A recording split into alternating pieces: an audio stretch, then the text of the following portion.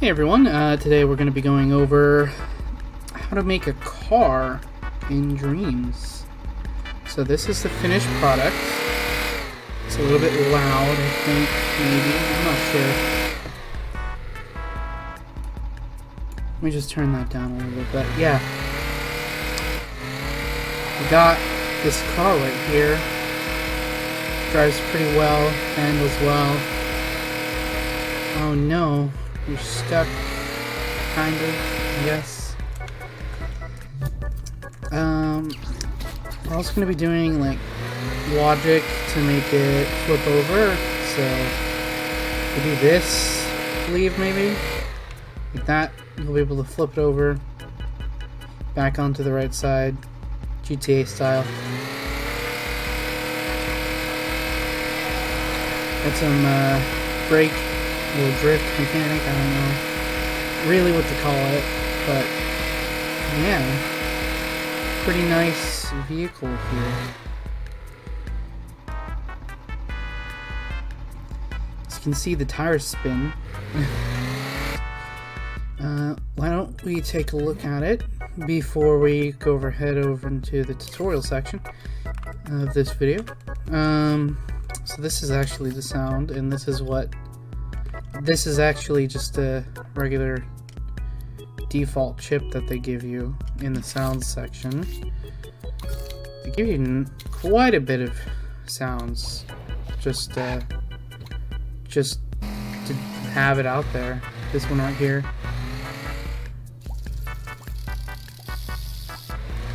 It's pretty nice.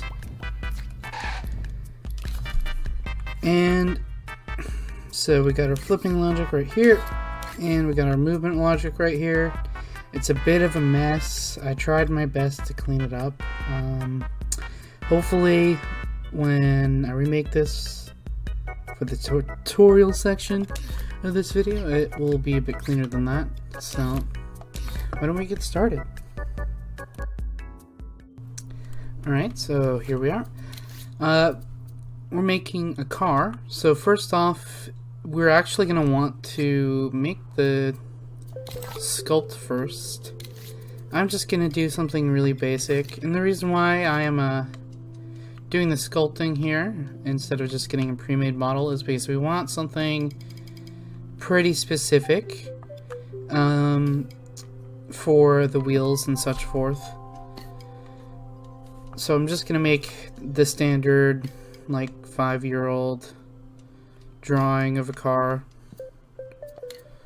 because I'm not a very good artist. So let's go ahead and make this car, you know. Alright, and once you have that basic shape, we're gonna cut out spots for the wheels to go. Gonna maybe turn down the grid snap, and we want to, for the sake of this, we're gonna cut out the entire section, not just like a wheel cozy place right there, because we want to work, we want to have plenty of space to work with this. Go ahead, get the back end as well. Gonna maybe lower this a bit just to get a little bit better look. There we go. And now once we have this, what you're gonna want to do is we're gonna make a secondary structure here, and this is gonna be what we mount the wheels onto. Because I'm not sure if this is intended or not, but the wheels for some, like, connectors, they are not very good at supporting weight. Bolts specifically, I'm guessing. They're not good at supporting weight or physical forces being applied to them. So if you, for example, have your wheel and you have it just directly attached to your car, or directly attached onto any other like supporting structure, it's not going to cooperate with you as much as you'd like it to. You'd end up with something with like really extremely low suspension to the point where the wheel is actually like inside of the car. So that's what these are for. And once we have this, let's go ahead and make our actual wheel. So that's just a cylinder basically. Maybe make it a bit thinner. And in this tutorial, I'm not going to be doing anything too complicated, so nothing like making turning for the front wheels. Like, you can turn with the car, it's just visibly the wheels aren't going to turn left and right. They will spin, but they're not going to turn left and right. Go ahead and get it on both sides. And go ahead and turn off grid snap for now. And what we're going to want to do, actually turn back on grid snap, is, I know this goes against all conventions, but we're going to be connecting the bolt from the wheel to our, I guess, drive rod, or whatever this object we have here is. And maybe you want to turn on X-ray mode so you can see that. And the reason why we are doing it from the wheel to the shaft instead of the other way around is because since they can't support weight very well, these connectors, they actually support more weight if you connect it backwards and then make the wheel like really, really heavy. It's really weird. I think this needs to be reported, so I'm probably going to do that after this video. I'm not sure. If not, then you guys could probably do it. If you have the game, it's feedback.indreams.me. But yeah, it's really weird. I don't know why it acts like this. It's not something I would consider normal. You'd think it would be the other way around.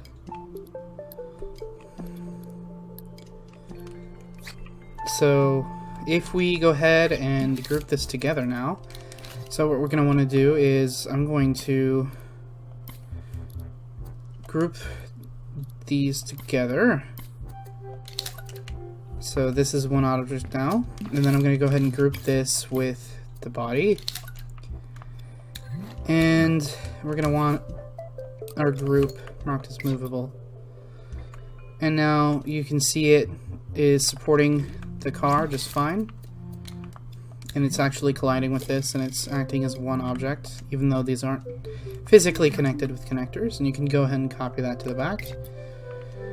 And now you can see it's perfectly fine, and we can increase the weight of our car a bit.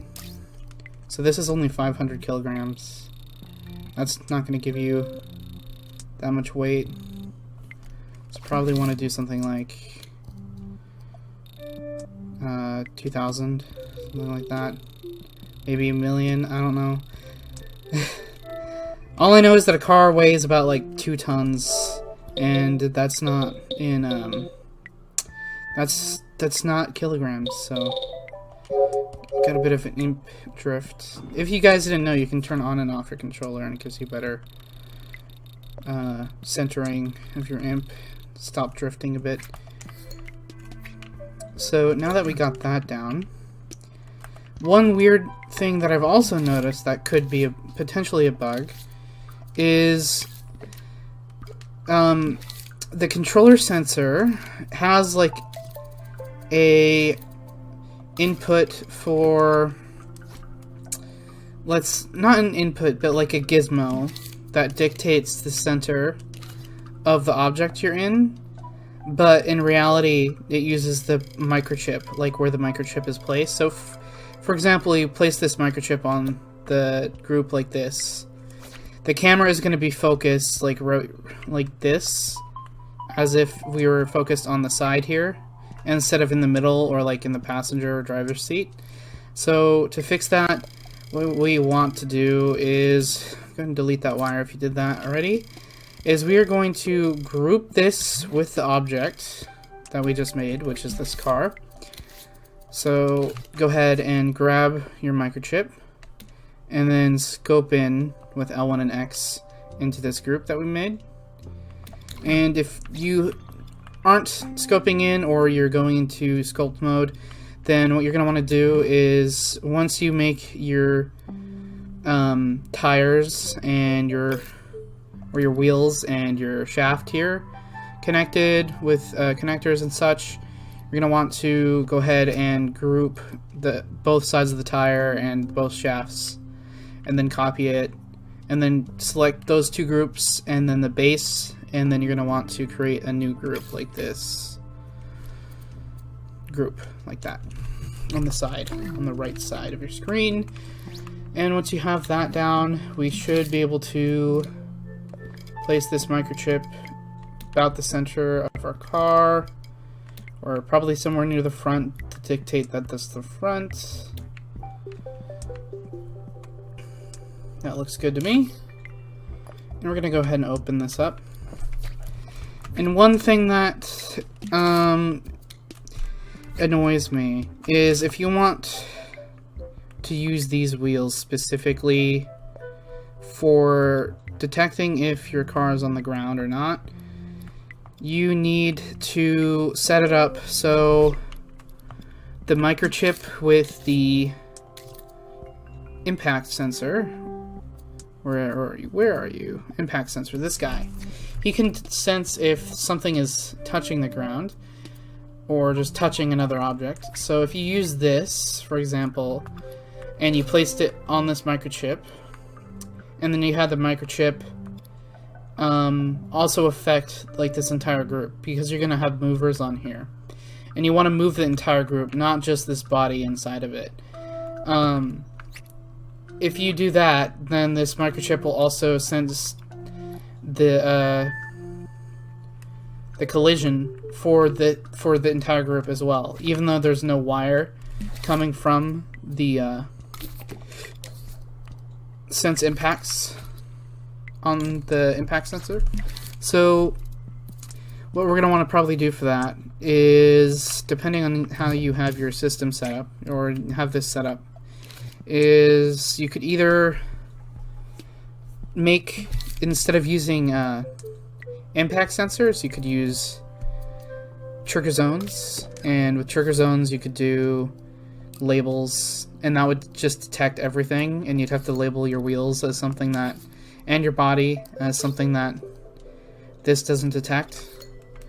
And from then you would use this in the same way that we're going to be using the impact sensors later on.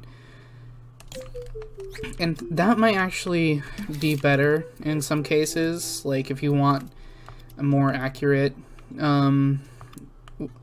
like thrust system. Like, for example, if you're riding on the two side wheels instead of the two front or the two back ones, then you're probably going to want to use impact sensors, not impact sensors, but trigger zones, I mean, yeah. So first off, why don't we, since we're talking about it, let's go ahead and start off with that. So we're going to go ahead and place this microchip off of the microchip for now, our main one. This is going to be our car microchip. And go ahead and, I guess we could do a controller for that. Get the green, yep. And we're going to name this one, we're going to do this grounded. That's what we're going to call this. So it's going to detect if we're on the ground or not. So I'm going to go ahead and use the land icon, and let's do turquoise color, or whatever color this is. I don't know, light green. Why did I put 3Ds in there? I don't know. And we're going to want 4 impact sensors. 1 for each wheel. And some of this I've actually, I was studying the guy's car, that the one that has like all the like braking bits on it. I think I can't remember his name, but the name of the car he made was Caprice, and then he made a taxi out of that. I was studying that and seeing how his wheels worked, because like I said, my wheels, I was doing it the way that you should connect things with connectors, and the wheels would just like sink upwards. So I want to thank him for that, for getting this all set up correctly. His work was a bit of a mess, but to other people reading it, I guess. But with this system, you really shouldn't do this in any other connotation. This is like reverse parenting, because the wheel is the parent, and technically, since the main body is the thing that is like attached to it, like that's where more weight is. You'd think this would be the child, but it's not. Like, the reason why we have multiple bearings in the first place back here, like these bits, is because you can't have a object the child to multiple other objects. So if we just had one rod here connecting this, we couldn't connect both wheels the way we have it. One side would end up with the middle bit connected first, like the yellow would be connected to this instead of the other way around. So I did cheat a little bit, only because Dreams was not acting the way it should. But hey, I'm sharing the knowledge with you guys, so it's okay, right? So what we're gonna want to do is, when we're gonna have a four-wheel drive system, so that means our back and front wheels are gonna be applying force technically, meaning that we need both of our back wheels or both of our front wheels on the ground to be considered grounded. So we're going to go ahead and open up our impact sensors, or the two of them to start with, and we're going to get an AND gate from our logic and processing section, which is yellow, and it's the third option, third item. And we're going to go ahead and plug in the touching, which is the third option in the settings of properties panel of the impact sensor. Go ahead and hook that up to our AND gate.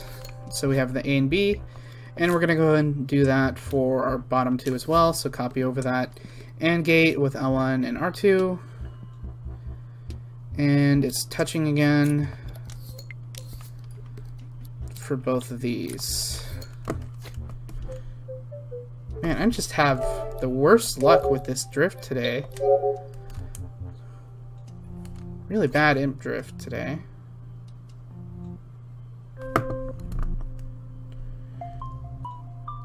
That's so weird. Okay. And now we're going to want to get an OR gate, which is also in logic and processing, and right next to the AND gate. We're going to place that next to on the right, next to our two AND gates.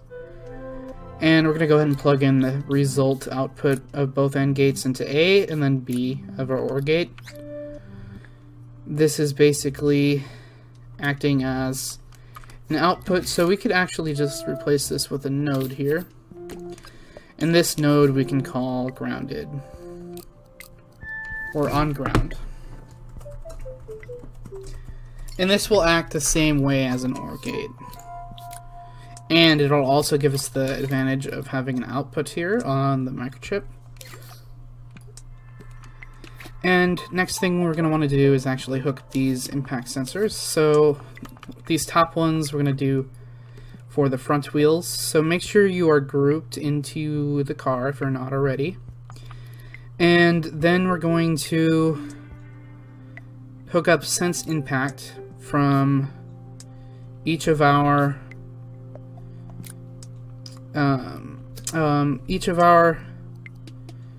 impact sensors onto our wheels, like the individual ones. So the top two are going to be for front wheels, and the bottom two are going to be for back wheels. So if you scoped into the car as an object, you're going to want to next scope into our front wheels that we have as an object. And go ahead and hook up the sense impact onto the wheels. And you just click on the little nub with X and hover over the wheel and then press X to connect it. And we're going to go ahead and repeat this process, so scope out of the front wheel group, and then we're going to scope into the back wheel group. And go ahead and hook up the impact sensors here as well, same way. And now we should have something that tells us if we're on the ground or not. Let's see, why aren't you working? You should be on the ground, right? Why aren't you lighting up? Touching. That's weird.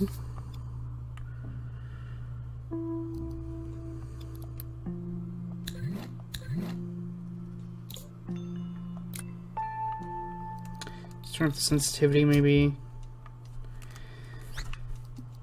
This is not supposed to happen.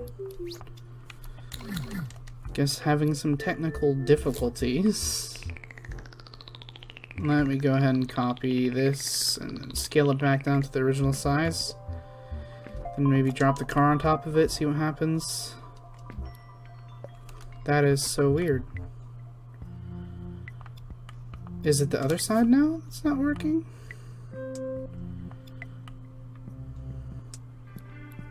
No, this was the same side.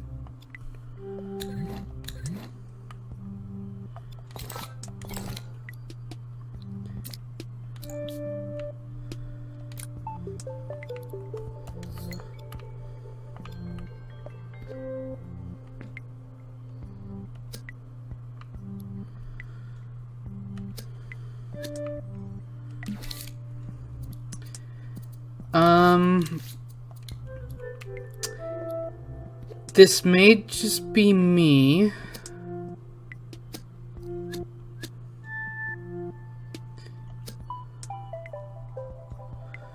But the front wheels are working.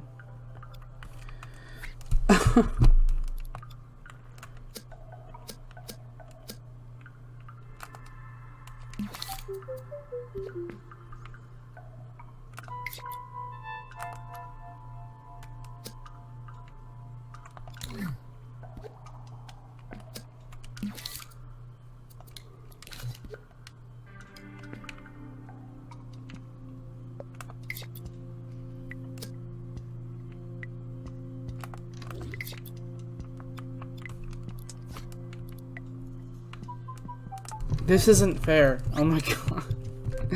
Okay,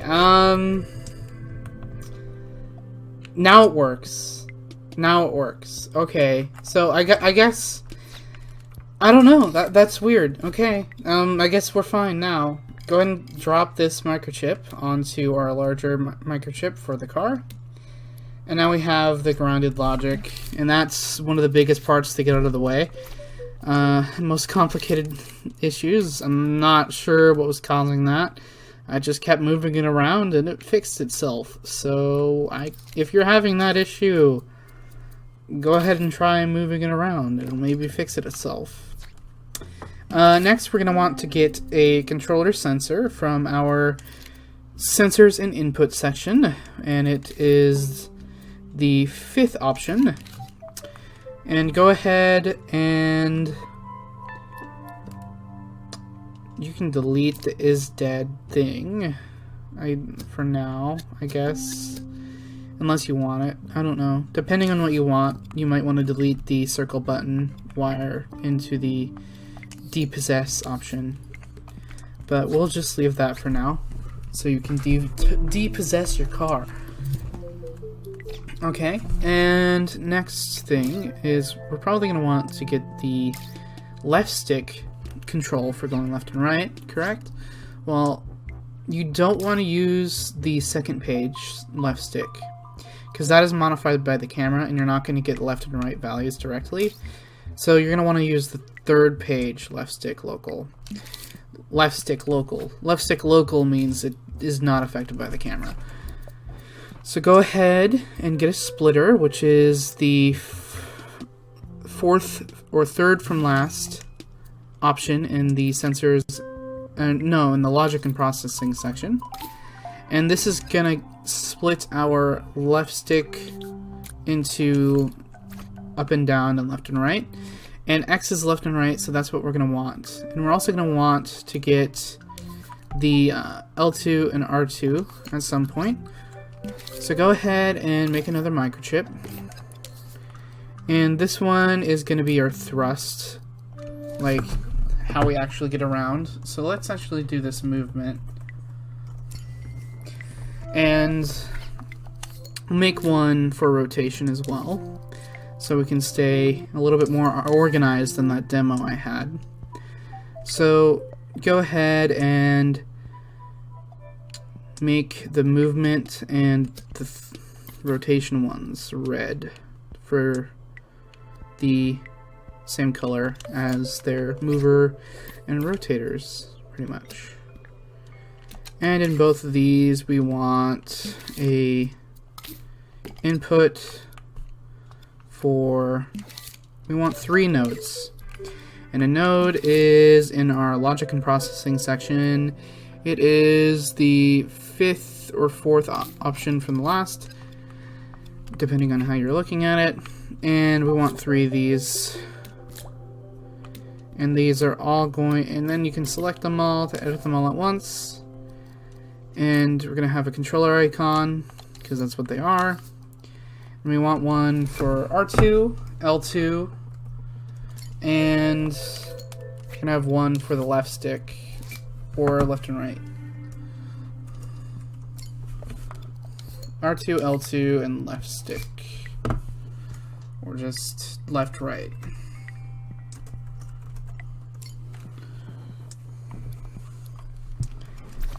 And we want these in both the movement and the rotation. So I can rename the second chip into rotation.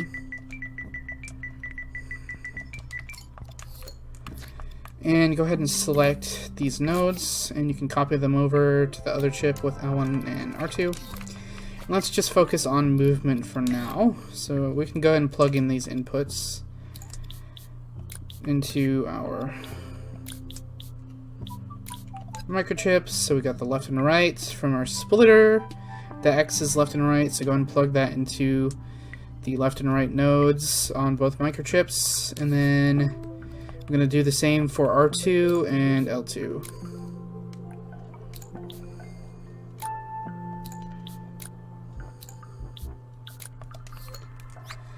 And that's going to be pretty much all we need from our controller sensor, because we got all of our inputs now in our microchips. So first off, let's go ahead and get some movement going.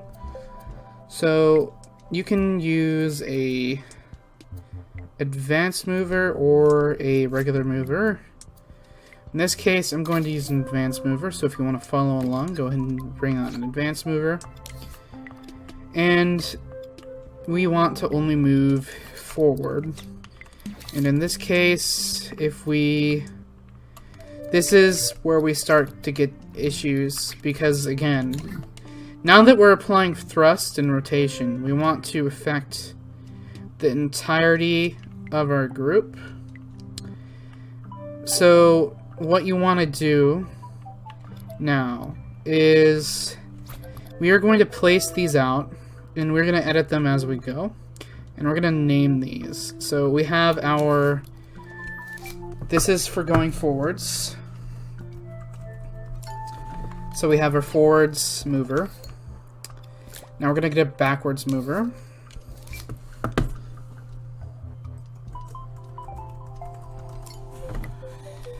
And I think that would be about it for that. And you could also for example, maybe get a braking one in here. I don't know.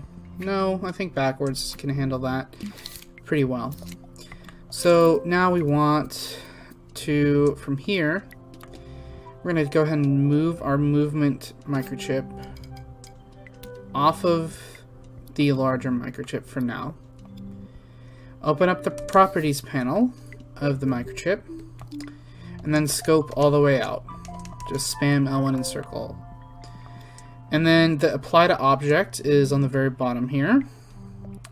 And you're going to go ahead and take the input for that and drag it onto the group of the car.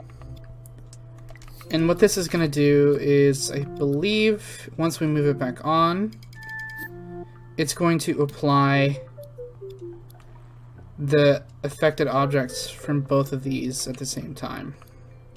So, for example, if you had all the logic set up and you wanted to get this grounded system going, you would probably want to do that.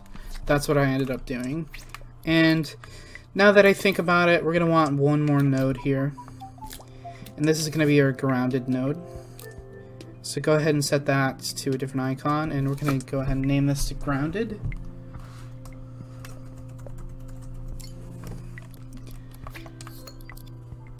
And we're going to go ahead and plug in the on-ground output of our grounded microchip into the grounded node of our movement microchip.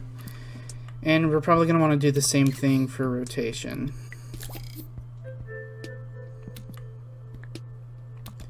Alright, now that we have this down, what you're going to want to do is we're going to select the forwards and backwards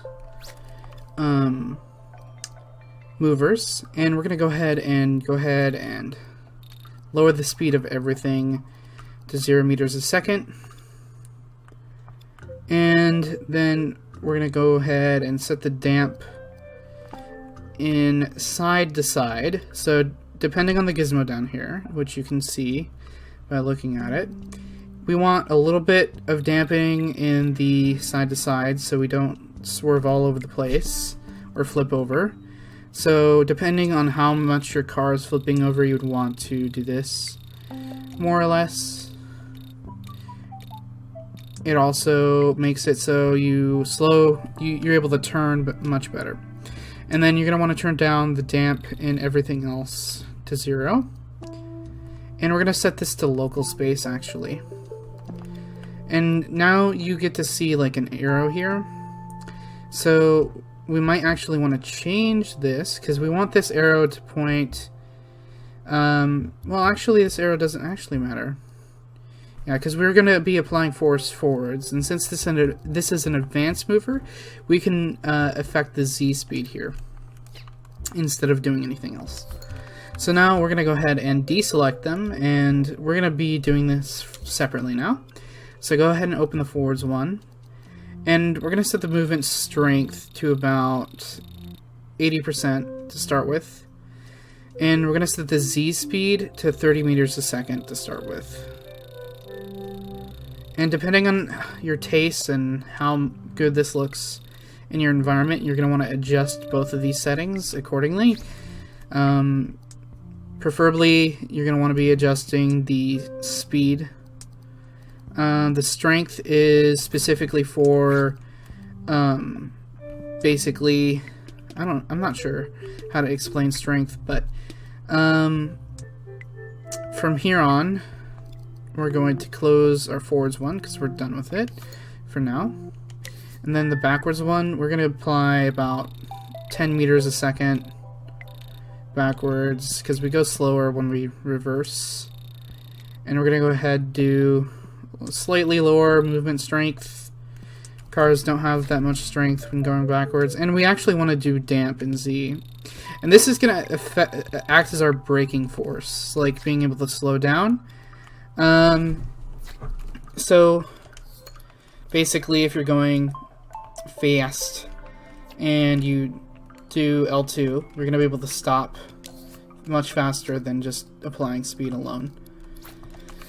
And then from here, what you're going to want to do is for the top one, which is forwards, go ahead and hook up R2 into your Z speed and your movement strength. And this is going to increase them depending on how hard you are holding down R2. And then for the backwards one, you're going to want to plug in the L2 input into the Z speed, the movement strength, and the dampen Z. And you're actually going to want to turn off the dampen X, because that would be doubling it, basically. We'd have two movers dampening at the same time. And then left and right. One other thing that we can do here is we can apply this left and right to our forwards and backwards. I mean, not forwards and back, but just forwards, or forwards and backwards. And you can give like a slight, like a really small, like maybe about 2 meters a second when you're doing left and right. And I played around with this. I think it made it look a little bit better, gave a little bit better handling. So if this is something you want to do, you can do this, but if not, then you don't have to. And you're going to go ahead and hook up the left and right into the X speed, and this is going to modulate it and make it so it's multiplying depending on how strong you are doing left and right. And the last thing, grounded, is you're going to go ahead and plug that into the power ports of both of our movers here. And of course you can clean this up if you want. You can add some nodes onto the wires here. But now we're going to go ahead and go into the rotation. And this is fairly simple. This is pretty much the same way. We're going to hook it up in here. So go ahead and get a advanced rotator out from our movement and sensors, movers and output, I mean, which is pinkish, reddish, pinkish, purplish colored. Get the advanced rotator out, which is red. And go ahead and set the speed for everything to be 0. And except for Y, that's the only thing we want. And again, we're going to set the damp for X and Z to be 0, and our damp and Y, we're going to set that to, yeah, we're going to want this like really high, about 80%. Okay, for now, let's try about 40% rotation strength. And we're going to want to do like a 100 degrees a second. Let's try that. And go ahead and copy this. And this, our copy is going to be backwards.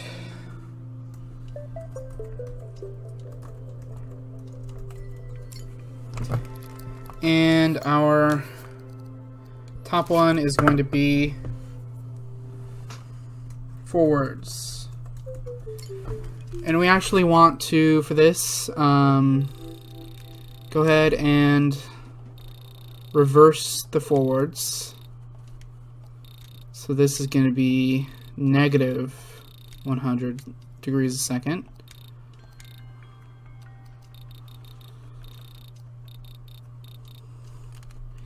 And this, our backwards one, we're going to go ahead and up the strength for this because we're going to be going slower. We're going to have much more control over our rotation here. And then we want one more rotator. And this one is going to be for drifting, or for basically just adding more control.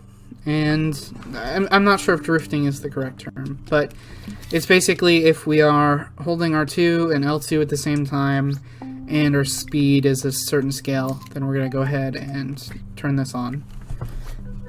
So we're going to want to get an AND gate, and this is going to be for later, and again that's in logic and processing. And we're going to plug in the grounded into this AND gate B for now, And then the grounded is going to go into the power for the forwards and backwards. And the AND gate is going to go into the power for the extra forward. That's what we're going to call this.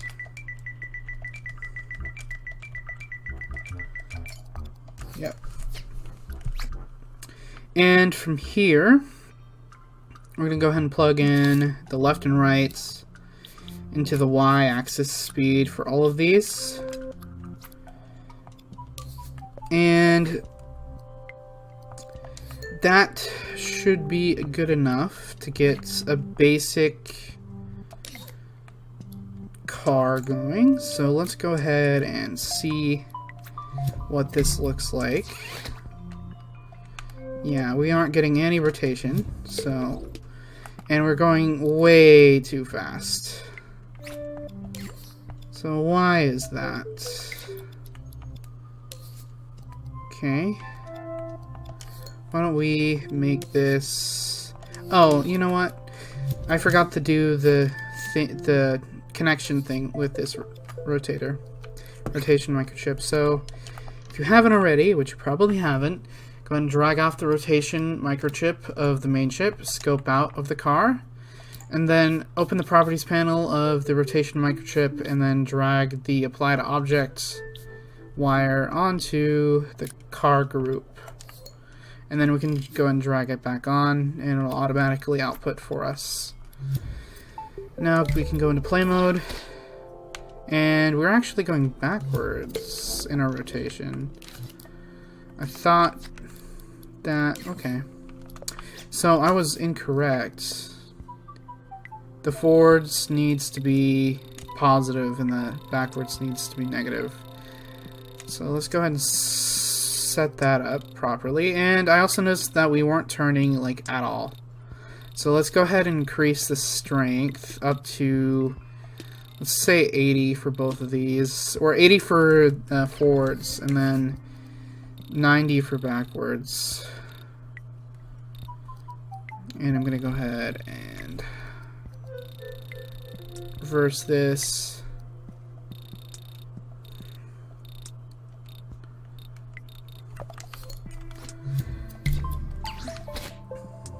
Yeah, we're still going way too fast. That's probably why the rotation seems a bit off. It's because we're going way too fast. So, you go ahead, and we are going to lower down the strength here to 30% on the forwards and 20% on the backwards.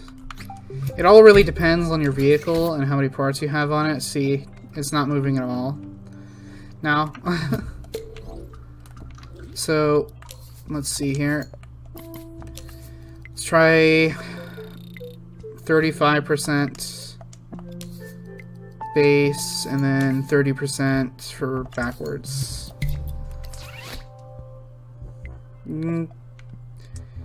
It's better, but it's not good.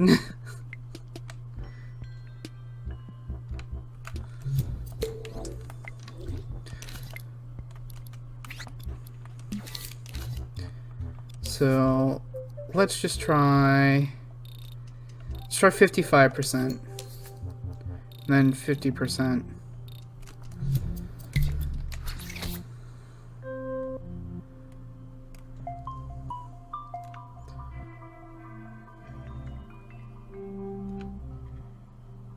I mean, the rotation's okay.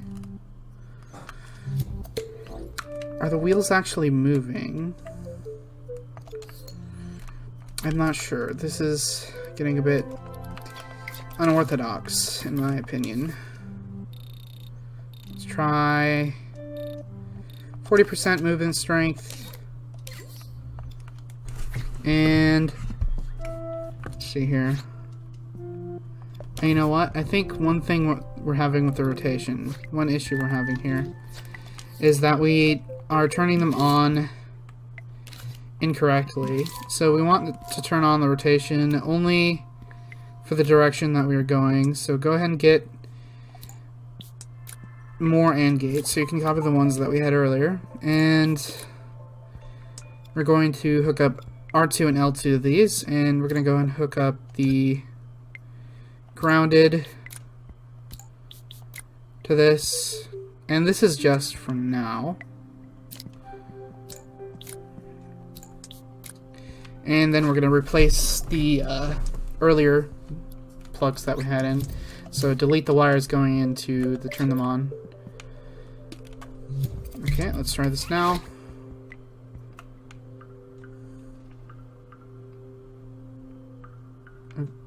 Am I going the right direction?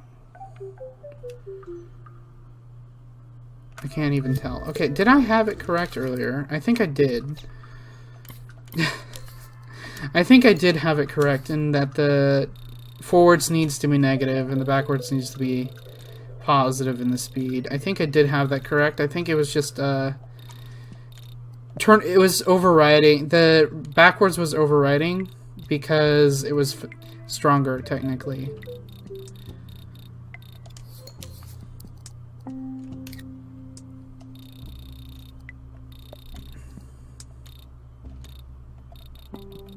Alright, now we should have a much better looking vehicle.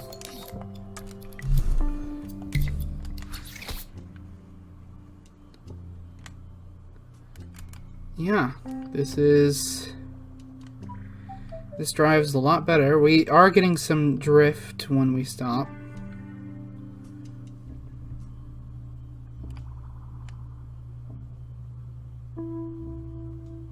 Kind of looks like we're drifting the entire time, to be honest. We are going very fast. Deja vu. Been to this place before. Riding in the streets.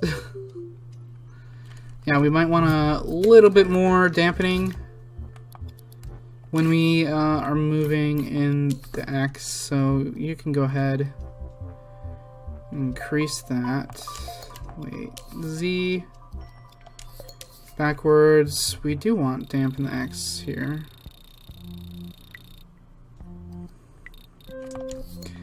And we want way more damp in the X. So let's try 70.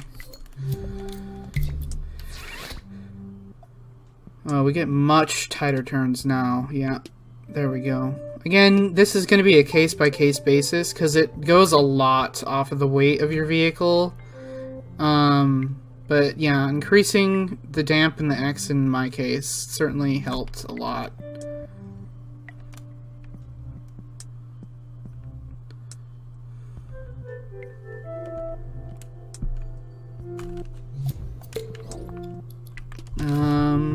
Let's see here. Is 40% too little? No. 10 meters per second. Is that really that slow? But I have this at 30 meters a second. That's a bit weird. Yeah, this is better. Reverse and forward. And look at that. We got a basic car going. Now, we don't have flipping or anything like that, but I feel like this tutorial's dragged on enough for now. So come back next time for improved handling, flipping over. I did not... That was completely unintentional right there. And much, much better handling. You're probably going to notice that, for example, we can't steer when we're not driving. With R2, there's a lot things that we have yet to do, but I'm going to break this into two parts because I want to make sure I explain everything and I don't want to rush stuff. So yeah, this is part 1 of making a basic car. Hope you liked it. Don't forget to comment, like, and subscribe. I will be back tomorrow, most likely with part 2, so do not change that YouTube channel, I guess. I don't know. I will be back soon with part 2, and we will get better handling, hopefully. Also, figuring out what the hell's up with these wheels. You should be able to get over this little hump. I don't know. Maybe the wheels that I had previously weren't as heavy as this, because damn, they did not want to spin. Oh, you know what? I think. Before, hold on. I think one thing I completely forgot about is we need to actually make these wheels movable. Yeah. You actually want to make these wheels movable, or else they're not going to spin. And I think that is actually causing us a lot of problems. Oh yeah, totally. Okay. So, I feel so bad because my audience retention is terrible. And they probably are like, what's going on, man? Why is my car so bad? Why does my car suck? Why does my car fly over the place? Well, let me check here. I'm gonna go ahead and I'm gonna make a cut here. And I'm going to go ahead and check my grouping because this should not be happening. Okay, so it is grouped correctly. We just need to set our axles here, and we need to make these not movable, and we want the tires to be movable. So basically, I'm still considering this to be a bug because it should not act in this manner, but hey, we actually have suspension now, technically, and we have wheels that work. So yeah, look at that. We are getting a lot different behavior now because the wheels spin, and hey, we can actually go over that hump now. So yeah, thank you all for watching. Please like, comment, and subscribe. Yeah, my audience retention. To those of you that actually watched the tutorial all the way through, thank you very much. It helps a lot.